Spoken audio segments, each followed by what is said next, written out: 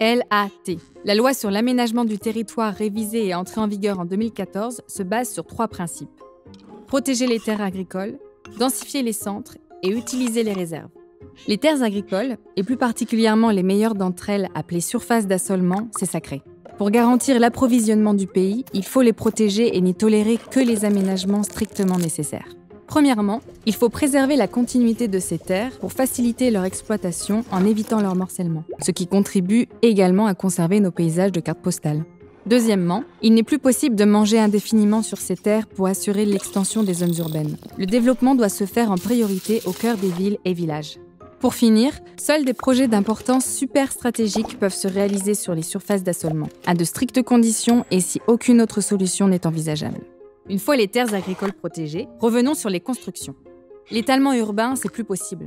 Les villes et villages doivent donc prioritairement se développer à l'intérieur de leur milieu bâti pour créer des centres compacts. Avant de penser à s'étendre, il faut exploiter le potentiel déjà à disposition, en utilisant les réserves de terrains constructibles au cœur même des communes. Ensuite, il faut privilégier des solutions architecturales de qualité pour accueillir plus d'habitants et d'emplois sur le même espace. Ces nouveaux quartiers mixtes, habitation-emploi, sont développés au maximum près des transports en commun, afin de limiter les frais d'équipement, l'utilisation de la voiture et donc les bouchons.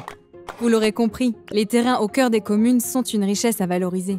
Et donc, afin d'éviter de transformer le territoire en fromage, ces terrains doivent être utilisés et correspondre aux besoins des 15 prochaines années. Les zones constructibles doivent être dimensionnées avec justesse, ni trop petites et surtout pas trop grandes. Elles permettent d'accueillir les nouveaux habitants et emplois attendus. Toute zone à bâtir déjà légalisée doit être construite. Les communes s'assurent que les terrains sont disponibles et que les constructions sont réalisées dans les temps. Enfin, avant de créer de nouvelles zones constructibles, les réserves doivent être exploitées.